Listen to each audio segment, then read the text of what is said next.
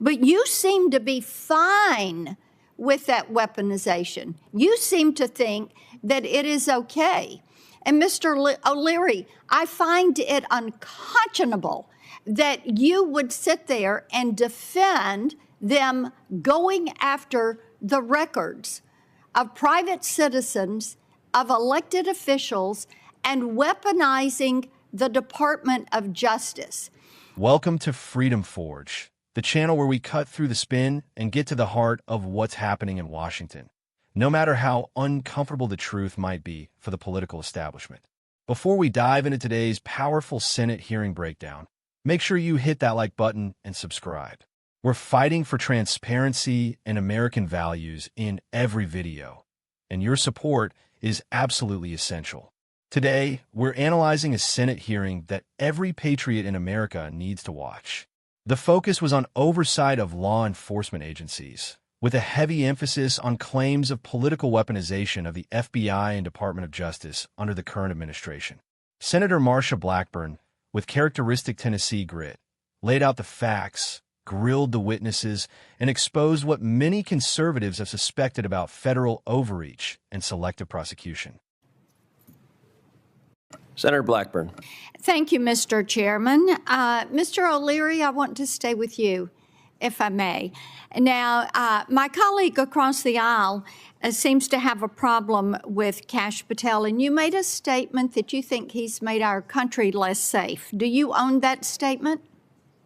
Yes, I do, ma'am. You do own that statement. Have you heard of Memphis, Tennessee? Yes, ma'am. I've been there many times. Good. Are you fully aware of what the FBI and the federal government has accomplished in Memphis, Tennessee? I think using FBI agents as part of a joint task force to reduce violent crime is very important, and I'm aware of their effectiveness there. Yes, ma'am. And you're aware that Director Patel has been very involved in planning, organizing, implementing this. Is that correct? I'm not personally aware of that, but if you say so, well, let yes, me ma'am. make you aware of that. Are you aware that there have been over 9,000 arrests of violent criminals? If you say so, yes, ma'am. And would you say that arresting 9,000 violent criminals makes the country more or less safe? It certainly makes that jurisdiction, Memphis, a safer Makes community. the entire country more safe. Would you say that finding 150 missing children helps make this country more safe? Yes, it does, and the FBI has been doing that for decades, ma'am. And in Memphis, it's 153. You can stop being snarky, too. That would help. There have also, we've seen a 43% drop in overall crime, 36% drop in murder, and a 68% drop in carjackings in Memphis. Now, I wanted to bring all of this up because I think it's important that we focus on what we've been able to accomplish in the line of public safety when we appropriately use resources from the federal government, and when we are not having the DOJ weaponize itself and go after private citizens like Susie Wiles and Cash Patel were, when all of their records were subpoenaed in 2022 and 23. When we don't see the FBI going after 400 different conservative organizations, which they did, simply because they didn't like Donald Trump and they didn't like a lot of us, myself included. But you seem to be fine with that weaponization. You seem to think that it is okay. And Mr. Olirri, I find it unconscionable that you would sit there and defend them going after the records of private citizens, of elected officials, and weaponizing the Department of Justice.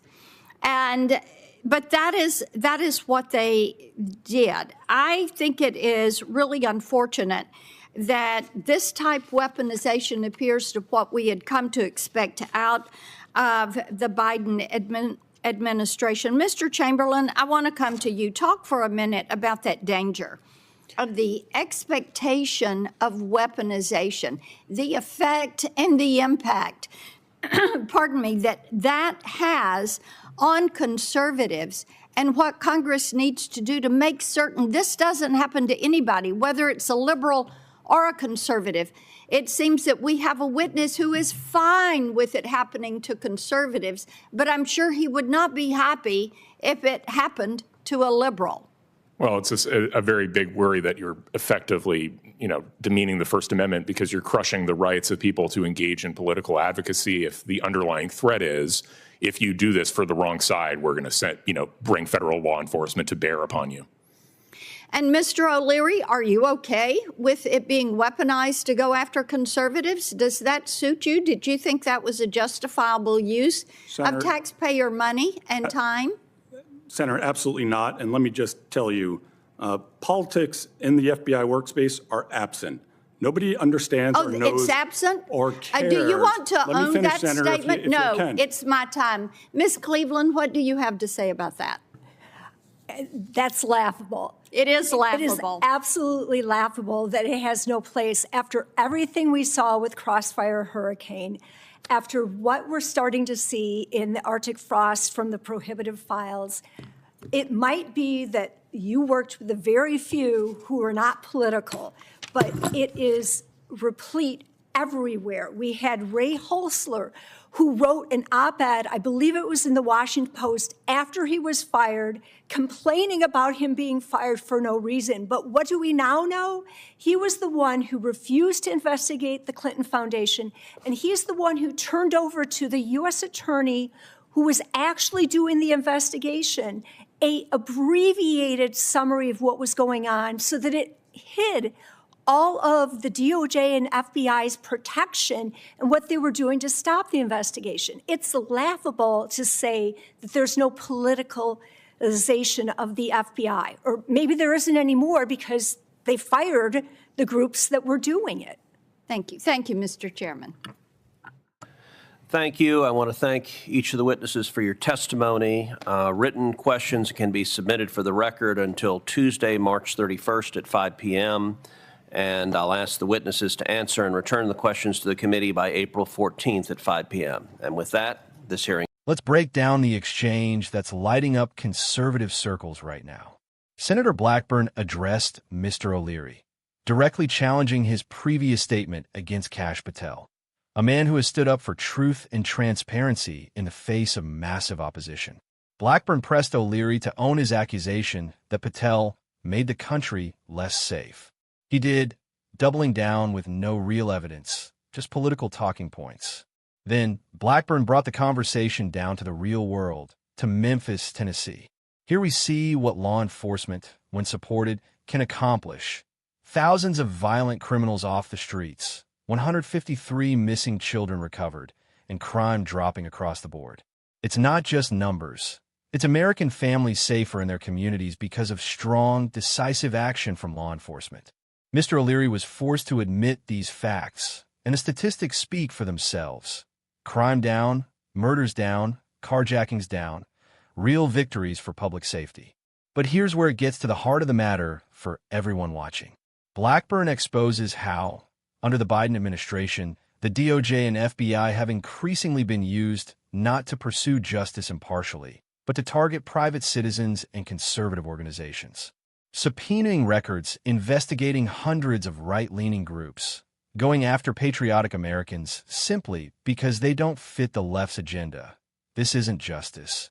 It's a naked abuse of government power. This is the very definition of weaponization, and it's happening in the open.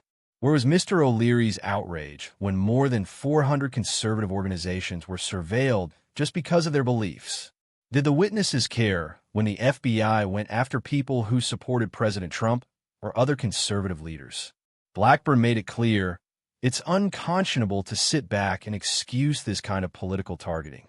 These are not abstract issues. This is about the First Amendment, the core American right to speak, organize, and support the causes and candidates you believe in without fear of government reprisal. Mr. Chamberlain put it bluntly. When the government threatens people for their views, it crushes America's foundation of free speech and advocacy. He's exactly right. And the impact doesn't end with conservatives. Because as Senator Blackburn made clear, if the government can do this to one side, it can do it to the other. Once these powers are accepted as normal, no American is safe from weaponized bureaucracy. But rather than meet these points with honesty, Mr. Olirri gave us the same tired assurances we've heard for years, that politics are supposedly absent at the FBI. Blackburn wouldn't let him dodge, and neither should we. The witness was called out for being laughably naive or willfully misleading, as the public record is filled with investigations like Crossfire Hurricane and documented cases of federal agencies engaging in political gamesmanship. These aren't right-wing conspiracies. These are facts confirmed in reports, court cases, and mainstream media leaks. Ms. Cleveland put it perfectly. To claim that there's no politicization left in the FBI is a joke, especially after the agents who stood up to the deep state were fired or sidelined. Here's what we must all take to heart. As these witness statements show, the Biden administration has moved the line of what the DOJ and FBI are willing to do, turning them into political hammers, not neutral law enforcement. Anyone who dissents is labeled a threat or investigated. At the same time, those who shield the political allies of the left are rewarded and promoted. Think about what this means. American citizens are being targeted not because of what they've done, but because of what they believe. Our great republic was built on the idea that no one is above the law and that justice is blind. But today, the agencies meant to protect us are being twisted against us. This isn't tinfoil hat stuff. It's revealed in every oversight hearing, whistleblower report, and every time a witness like Olirri can't answer basic questions with integrity. That's why this channel, and every patriot who supports it, must keep this conversation alive. Congress can't let up. We must demand transparency, accountability, and a true house cleaning at the DOJ and FBI. These institutions do not belong to one political party. They exist to serve and protect all Americans. To everyone watching, this is your call to action. Don't let the media gaslight you into thinking these abuses don't matter. Don't sit on the sidelines while the First Amendment is trampled. Make your voice heard. Share this video, talk to your friends and neighbors, write your representatives, and demand that the government return to its rightful role as a servant of the people, not a master over them. Thanks for tuning in to Freedom Forge. Remember to like, subscribe, and ring the bell to receive every update as we continue to bring you the truth Washington doesn't want you to hear. Stand strong, fight for your rights, and together, we will forge a better, freer America.